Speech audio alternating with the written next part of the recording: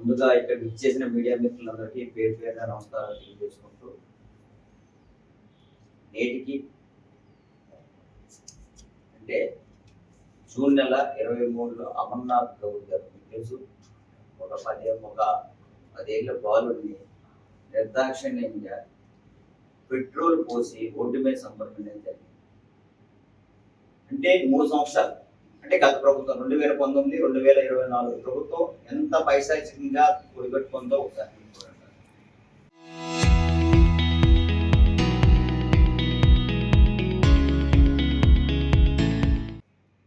కొంతమంది వైసీపీ గుండాలు మా అక్కకి ఎందుకు ఇలా చేస్తున్నారని అడిగినందుకు నిర్దాక్షిణ్యంగా రోడ్డు మీద పెట్రోల్ పోసి చంపి మళ్ళీ చెడిపోయితే దాన కార్యక్రమాలు జరుగుతుంటే వాళ్ళు ఒక పక్కన డ్యాన్సులు వేసుకుంటూ ఎంజాయ్ చేయడం అనేది జరిగింది. అంటే నేటికి 3 ఏళ్ళు అయ్యింది. అసలు గొడ్డల పార్టీ విషయం ఏంటంటే మీకు విషయం తెలియదు, ఎంత తెలుసు గొడ్డల పార్టీ అనేది. వాళ్ళ చిన్నాన్ని వాళ్ళే చంపేసి వాళ్ళ పేపర్లోనే నారాసుర రక్ష చరిత్ర అని రాసి వేరే మీద వేయడం అనేది చాలా సార్లు జరగడం అనేది జరిగింది. ఆ తర్వాత వాళ్ళ ప్రభుత్వంలో ఎంక్వైరీ చేసి ఎవరు చేశారనేది కూడా అది కూడా మీ అందరికీ తెలిసిన విషయం. నేను చెప్పవసరం లేదు, ప్రజలందరూ చూస్తున్నారు. సొంత చెల్లిని తల్లిని ఏం చేశారో కూడా ఆ పార్టీ ఫుల్ లక్షణాలు నేను అది చెప్పడం కాదు. సొంత చెల్లిని ఇప్పుడు మా అమ్మ ఉంది, మా అమ్మ ఎక్కడ ఉంది, మా అమ్మ ఎక్కడ ఉంది ఒకసారి ఆలోచించండి. మా అక్క ఉంది, మా అక్క ఎక్కడ ఉంది. ఒక సొంత చెల్లిని తల్లిని న్యాయం చేయలేను, చిన్నాన్ని గొడ్డలతో చంపిన వ్యక్తులు ఈ రోజు సమాజానికి ఏం మేలు చేస్తారనేది ఒక మెసేజ్ అందరికీ తెలియాలి. మీకు ఇంపార్టెంట్. తన ఇంట్లోనే పూర్వం సామెత ఉండేది, ఏంటన్నది ఇల్లు దిద్దుకొని సమాజానికి ఉద్ధరించి అంటారు. అంటే మీరు చేసినవన్నీ ఇవన్నీ చూపుతున్నామంటే ఎగ్జాంపుల్, మీరు ఎదుటివాడు ఏడిస్తే ఎదుటివాడు చనిపోతే ఆ శవం మీద రాజకీయ చేయడం అనేది అలవాటుగా మారిపోయింది. ఎన్డీఏ కూట ప్రభుత్వంలో అభివృద్ధి జరుగుతుంటే మా ఆయామలో అయింది, ఇప్పుడు వీళ్ళు చేస్తున్నారని చెప్పడం కూడా ఒక అలవాటుగా మారిపోయింది. అంటే రాజకీయ మంత్రంలో ఎలా ఉందనంటే మసిపూసి వాళ్ళు పని చేసిన పని ఎలా ఉందంటే మసిపూసి మారడకాయని నేరడకాయగా చేస్తూ కాలయాపన చేస్తూ ప్రజల్ని ఇంకా మభ్య మాటలు చెప్తూ గతంలో 2019, 2024లో నా బీసీలు, నా ఎస్టీలు, నా ఎస్సీలు, నా తోలుగా ఓసీలు అని చెప్పేసి మాయ మాటలు చెప్పి ఒక్క ఛాన్స్ అని చెప్పి అవకాశం కోసము చూసి ఒకసారి సీఎం అయిన తర్వాత కనీసం 4 సంవత్సరాలు ప్రజలు ఎక్కడ ఉన్నారో తెలియదు. ఒక ప్రజా వేదిక లేదు, కనీసం ఒక ప్రజల దగ్గరికి ఒక మీటింగ్ లేదు. మీరు అందరూ చూశారు. ఎందుకు తన దగ్గర ఉన్న ఎమ్మెల్యేలకే అపాయింట్మెంట్ ఉండేవారు లేని పరిస్థితుల్లో ఉన్నారు. ఇంత దౌర్భాగ్యమైన పరిపాలన చేసి ఎక్కడికైనా వెళ్ళాలంటే పరదాలు పట్టుకొని వెళ్ళిన ప్రభుత్వం ఏదన్నా ఉన్నారంటే అది వైసీపీ ప్రభుత్వం. మీ అందరూ తెలుసు.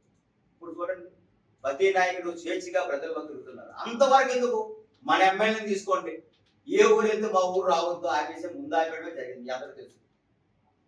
టొకోయి కాకిల వలస దగ్గర నుంచి ఆల్రెడీ వసుంధర దగ్గర నుంచి అటు వసుంధర దగ్గర నుంచి మళ్ళీ శిశువాడ దగ్గర నుంచి అంటే ఏ విలేజ్కి వెళ్ళినా మా విలేజ్ రావద్దు అని ఆపడం జరిగింది. కారణం ఏంటి?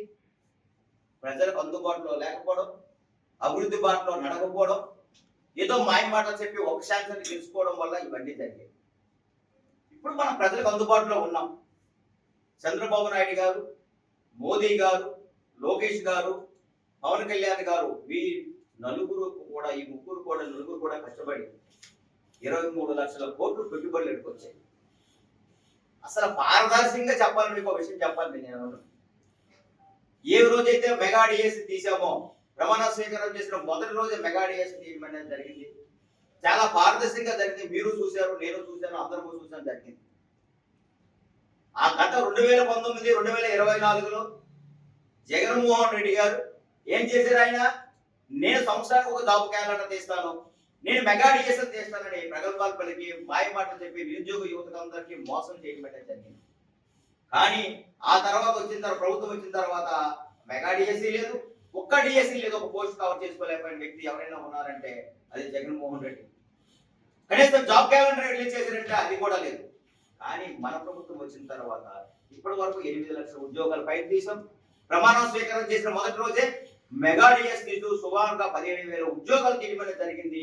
తర్వాత 6,000 కానిస్టేబుల్ పోస్టులు తీయడం జరిగింది. ఇలా కంటిన్యూగా ఉద్యోగాలు చేస్తూ మొన్న కూడా ఒక జాబ్ క్యాలెండర్ రిలీజ్ చేయడం జరిగింది. మళ్ళీ ఇవన్నీ తీస్తున్నారు. మీరు ఒక్కసారి చూడండి. మళ్ళీ దాని మీద కూడా అవాకులు చవాకులు. ఏంటి మెగా డిఎస్ లో అన్యాయం జరిగింది? ఏది అన్యాయం జరగలేదు సార్. మొన్న ఒక ఆమె చూశారు, ఒక సచివాలయం ఎంప్లాయీలు అందరూ కూర్చొని మన మీటింగ్ పెడుతున్నారు అన్నారు. సచివాలయం ఒక రాసిన ఎంప్లాయీ ఎగ్జామ్ రాసిన ప్రతి ఒక్కరు రాసిన కొంతమంది స్టూడెంట్స్ వచ్చారు. సచివాలయం మేము టెస్ట్ రాసాం, మా ర్యాంక్ కూడా బయట తెలియదు, మా మార్కులు కూడా ఎన్ని బయట తెలియదు, ఇప్పటి వరకు కూడా మా ఉద్యోగం ఎలా వచ్చాయో తెలియదు, కొంతమందికి ఎలా వచ్చాయని చెప్పేసి వాళ్ళు అడుగుతున్నారు, కొంచెం బయట అడుగుతున్నారు.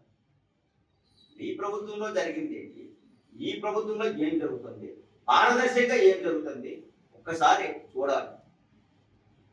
నిన్న ఒక మాజీ మంత్రి అన్నారు, ఎప్పుడు 24 గంటలు అదే వ్యాపారం. నేను వాడేసిన బుల్లెట్ ప్రూఫ్ కాదు. ఏంటి ఒక మహిళ హోంమంత్రికి మాట్లాడే పద్ధతి అది? సంస్కారం ఉన్న వాళ్ళు ఎవరైనా మాట్లాడతారా?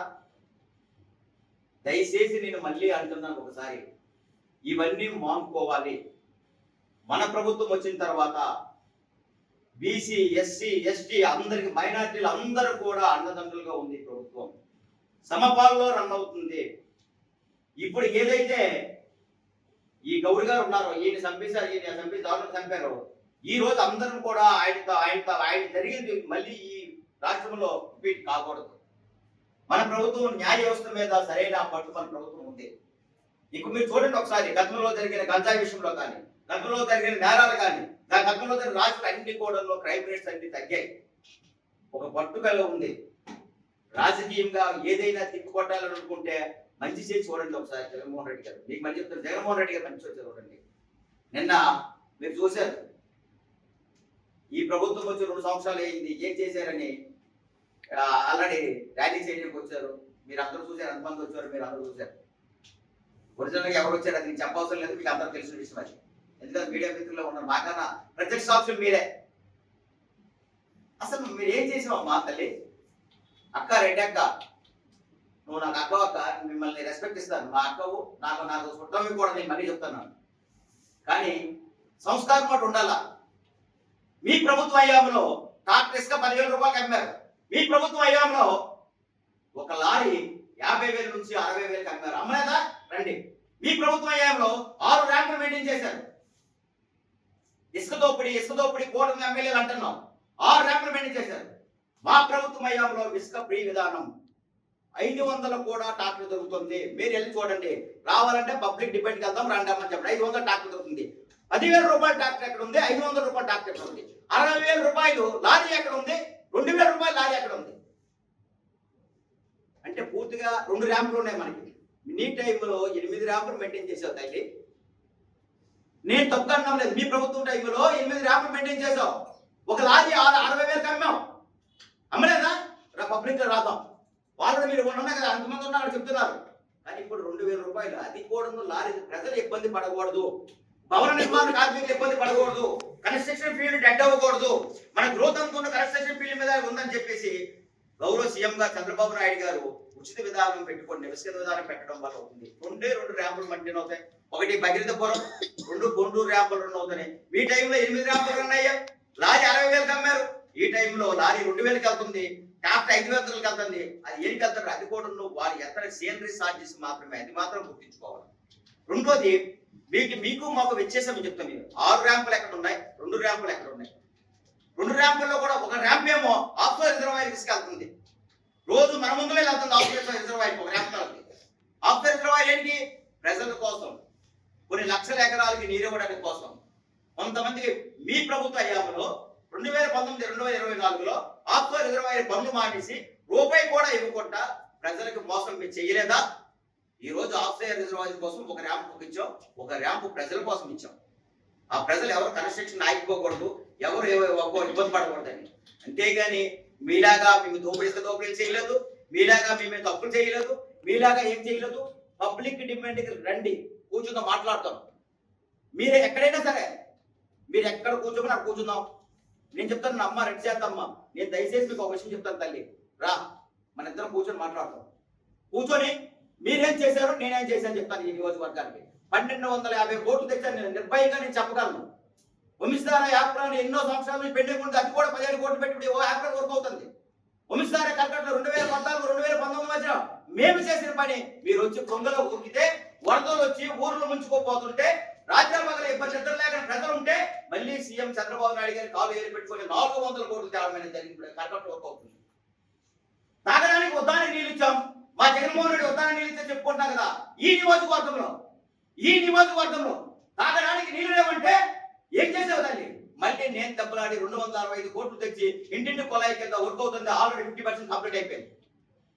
ఇలా చెప్పుకుంటూ పోతే ఏదని చెప్పుకుంటా రోడ్లు డోరీ వ్యవస్థలు అన్ని కంటిన్యూ అవుతుంది. చూడండి ఏమైంది? టెంబూరు నుంచి మీరు చెప్తున్నాడు టెక్కల్ టు ఆల్రెడీ పాతపట్నం అమ్మవారి టెంపుల్ రోడ్డు ఏమైంది? నువ్వు చేసావా? చేయలేదు. మేము చేసాం. నిర్భయంగా చెప్తున్నాం. ఈ రోజు ఆలందరూ రోడ్డు వెళ్ళేపడి మీరు చేశారా? మేము చేసాం చెప్తున్నాం. ఈవెన్ అల్లాకిపూర్ దగ్గర నుంచి రుగడెల్ల రోడ్డు మీరు చేశారా? మేము చేసామని చెప్తున్నాం.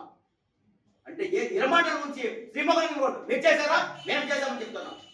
ఏ రోడ్డు తీసుకున్నా ఏం తీసుకున్నా చెప్పడానికి ఉంది. పిఎం జన్ హాస్టల్ గౌరవ కేంద్ర మంత్రి గారు దీని ఆశతో ఇంచుమించు 20 కోట్ల రూపాయలు వచ్చింది. పిఎం జన్మ హాస్టల్ అన్ని ఇప్పుడు ఓపెన్ అవుతున్నాయి. రేపు పొద్దున్న ప్రజలకు అంకితం చేస్తున్నాం. ఎన్నో సంవత్సరాలుగా పెండింగ్ ఉండిపోయి నేరేడు బ్యారేజ్ సీఎం గారి ఆశీస్సులు, పవన్ కళ్యాణ్ గారి ఆశీస్సులు, విద్యాశాఖ మంత్రి ఆశీస్సులు, మన కేంద్ర మంత్రి రామ్మోహన్ రెడ్డి గారి ఆశీస్సులతో ఈ రోజు నేరేడు బ్యారేజ్ మళ్ళీ రీకన్స్ట్రక్షన్ స్టార్ట్ అయింది. ఒక ప్రాజెక్ట్ తీసుకున్నా సరే ఒక నిబద్ధతతో ఉన్న పార్టీ ఏదంటే ఎన్డీఏ కూటమి పార్టీ. విమర్శ చేసామా ఏదో చేసామా అని చెప్తాను. అమ్మా ఇక్కడ భూకబ్జా చేయడానికి ఎమ్మెల్యేకి డేట్ ఉందమ్మా, మీరు అంతా తినేరా కదా? అసలు ఏమైనా భూకబ్జా చేయడానికి ఏమైనా ఉందా ఇక్కడ? కొన్ని ఐడియాకి అసలు ఆడడానికైనా ఏముందమ్మా అంటే దొంగడు తాను దొంగ అనుకోడు, ఎదురుడు దొంగ అంటాడట. అలా ఉంది ప్రయత్నం.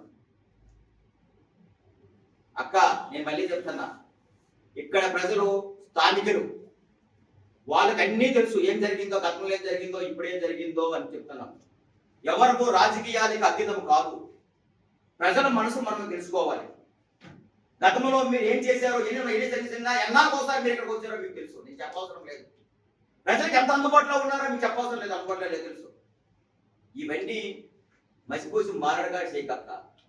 ఎక్కడ రానన్నావు తమ్ముడు అని పిలిచిన అక్కవును, ఎక్కడ వచ్చిన తర్వాత మామిడిగా వచ్చి ఎవరో తెలియదు అన్న అక్కవును ఉన్నావు. అక్కడ నేను అంత వాయికి మర్చిపోతున్నా. అంటే టికెట్ అనౌన్స్మెంట్ అయితే మామిడి గోంది ఎవరో తెలియదు చెప్పావు. అంటే ఒక ఎమ్మెల్యే క్యాండిడేట్, ఒక MLA aspirant, Telugu Desam party aspirant candidate ఎవరో తెలియదని చెప్పావంటే అక్క, సామాన్య ప్రజలు నీకు ఎలా గుర్తుంటారు? ఈ రోజు అందరినీ భుజం పట్టుకొని నవ్వుతున్నావు కదా అక్క. మళ్ళీ నమ్మరక్క. 2019లో అవకాశం ఇచ్చారు. మమ్మల్ని విమర్శిస్తే మాత్రం మీరు మాత్రం అన్ని విషయాల్లో కూడా ఇబ్బంది పడతారు. ఎందుకంటే మీరు చేసిన తప్పులు చాలా ఉన్నాయి. మిమ్మల్ని కూర్చొని పెడతాం. మీరు నిజంగా మమ్మల్ని విమర్శ చేయాలి, మా ప్రభుత్వం మీద విమర్శ చేయాలంటే కమ్ టు ద డిబేట్. మా మీడియా మిత్రులందరూ ఇక్కడే ఉన్నారు. మీ ఇష్టం వచ్చిన ప్లేస్ ఎక్కడైనా సరే, మీరు ఎక్కడ పెట్టినా సరే మేము వస్తాం. మీరు కూర్చోండి, మీరేం చేశారు, మేమేం చేశారు చెప్తాం. ఇప్పుడు అందరూ మీడియా మిత్రులు చెప్తున్నాను, 10 మందికి అన్నం పెట్టిన అన్నా క్యాంటీన్ అక్కడ పెడతామంటే పెట్టకంట ఆపి అక్కడ ధర్నా చేసిన వ్యక్తి ఎవరున్నారు? ఎడిసంతం కాదా? ఇప్పుడు 10 మంది అన్నం తింటున్నారు. ఈ పార్టీలకు అతీతంగా 10 పేదవాడికి అన్నం తింటున్నారు 5 రూపాయలు ఇచ్చి. మరి ఇప్పుడు ఏంటైంది? ఇప్పుడు వెళ్ళి అక్కడికి ప్రెస్ మీట్ ఇవ్వచ్చు కదా? ఎందుకు ప్రెస్ మీట్ ఇవ్వలేకపోయావు? నేను ఆ రోజు అక్కడ ప్రెస్ మీట్ పెట్టాను. ఇక్కడ వద్దన్నాను అన్న క్యాంటీన్. ఈ రోజు అన్న క్యాంటీన్ ఇచ్చారు. రోజుకి 10,000 మంది పైన భోజనాలు పెడుతున్నారు. ఎందుకు విమర్శించుకోవాలి? ఇప్పుడు అక్కడికి వెళ్ళావు, ముఖం చాటేసావు. ఎందుకు వెళ్ళావు అంటే 10 మందికి అన్నం పెడుతున్నారు 5 రూపాయలకి, 15 రూపాయలకి. ఒక భవన నిర్మాణ కార్మికుడు వచ్చి పనిచేస్తే ఒక 500 రూపాయలు వస్తే 5 రూపాయలు పెడితే ఇంటి నుంచి క్యారీ అవసరం లేదు, భోజనం దొరుకుతుంది ప్రశాంతంగా. వ్యత్యాసం అనేది చూడాలి గత ప్రభుత్వానికి ఈ ప్రభుత్వానికి అన్నిటికీ కూడా. అందుకోసమే మీడియా మిత్రులు కూడా దయచేసి అందరూ కూడా మిమ్మల్ని రిక్వెస్ట్ చేస్తాను, వాస్తవాన్ని పరిగణలోకి తీసుకోండి. మనం అభివృద్ధి చేస్తున్నాం, కష్టపడుతున్నాం, అన్ని విధాలుగా ముందుకెళ్తున్నాం. చంద్రబాబు నాయుడు గారి విజన్ ఒకటే, తన మనసులైనా తప్పు చేస్తే క్షమించరు. ఇప్పుడు లా అండ్ ఆర్డర్ విషయంలో తీసుకుందాం. మా నాయకులు ఎవరు తప్పు చేసినా సరే తను క్షమించరు. దేవత లాంటి తల్లి పవనమ్మ గారి మీద విమర్శ చేస్తే ఆ పార్టీ ఒక యాక్షన్ కూడా తీసుకోలేదు. అదే భారతమ్మ మీద విమర్శలు చేస్తే మన పార్టీ వాడిని చూడకుండా సస్పెండ్ చేసి పార్టీ నుంచి ఎలిగేట్ చేసిన వ్యక్తి ఎవరున్నారో అది చంద్రబాబు నాయుడు గారు గుర్తించారు. మాకు ఎప్పుడు చెప్పేది లోకేష్ గారు, చంద్రబాబు నాయుడు గారు, పవన్ కళ్యాణ్ గారు ఒకటే చెప్తారు, మాకు ఇప్పుడు క్రమశిక్షణ మాకు అవసరం, క్రమశిక్షణ లేకపోతే మనకి ఇబ్బంది. అంటే ఒక్కసారి ఆలోచించండి. మేము కూడా తప్పు చేసినా మాకు ఆల్రెడీ తొక్క తీస్తారు వాళ్ళు. మాట తేడా రాకూడదు, వరడు తేడా రాకూడదు, అది రాకుండా ప్రజల్లోకి వెళ్ళాలని చెప్పిన వ్యక్తులు వాళ్ళు. అందుకే దయచేసి కూడాను మసిపూసి మారడికాయ చేయకండి. వైసీపీ నాయకులకి, జగన్మోహన్ రెడ్డి గారికి, ఇక్కడున్న మా స్థానిక ఎక్స్ఎమ్మెల్యే గారికి కూడా నేను చెప్తున్నాను, మసిపూసి మారడికాయలు నేరడికాయ చేయొద్దు. ప్రజలకు వాస్తవాలు తెలుసు. మీరు ఎన్ని కళ్ళబొల్లు మాటలు చెప్పినా సరే ప్రజలు చూస్తున్నారు, అభివృద్ధి చూస్తున్నారు, అన్నీ చూస్తున్నారు. ఒక్క విషయం చెప్తాను చూడండి, లాస్ట్ చివరిలో ముగించే ముందు మీకు అందరికీ తెలియాలా, మనందరి వెలువేర్పు చెప్పాలంటే 3 జిల్లాలు వెలువేర్పు. ఇటు ఒరిస్సా నుంచి, ఇటు ఆంధ్ర నుంచి వెలువేర్పు. పాతపట్నం నీలమ్మని కనకదుర్గ అమ్మవారు. ఆ తల్లి ఫ్లైఓవర్ వస్తుందంటే ఆ రోజు వైసీపీ టైంలో కొట్టేయడం అనేది జరిగింది. మా నాయకులు అందరూ కూడా వాటికి దండాలు చేశారు. కానీ ఒక్కసారి ఒక్క క్షణం కూడా స్పందించలేదు. ఏం జరుగుతుందో పట్టించుకోవడం మానేశారు. కానీ మన ప్రభుత్వం వచ్చిన తర్వాత మళ్ళీ ఆ ఫ్లైఓవర్ బ్రిడ్జిని ఎక్స్టెన్షన్ చేస్తూ, ఆ బ్రిడ్జి కింద నువ్వు పిల్లర్స్ రావాలి, ఇవన్నీ గోడ అయిపోతే మళ్ళీ ఆల్రెడీ దర్శనానికి పోతుంది 15 కోట్ల రూపాయలు గౌరవ కేంద్ర మంత్రి రామ్మోహన్ నాయుడు గారు తెచ్చి మనకి ఈ రోజు ఆ పిల్లర్ వ్యవస్థను అవుతుంది. దానివల్ల ఒక 6 మాసాలు మనకి బ్రిడ్జి లేట్ అయింది. లేక మంద కూడా నువ్వు ఎలాగొట్టు పిల్లర్తో సమానంగా మనకు అయిపోవలసింది. ప్రజలు కూడా గమనించాలి ఈ విషయంలో. అభివృద్ధి బాటలో వెళ్తున్నాం, ఆ తల్లిదండ్రులు గుడి ఇదవ్వకూడదు, దర్శనాలకి ఏమి ఇబ్బంది ఉండకూడదు అని చెప్పి ఫ్లైఓవర్ కింద కూడా కాలా వ్యవస్థను పెట్టి కిందంతా ఖాళీగా ఉంటుంది, షాపింగ్స్ అన్ని పెట్టుకోవచ్చు. ఇవన్నీ జరుగుతున్నాయి కాబట్టి ప్రజలు కూడా గమనించాలని కోరుకుంటూ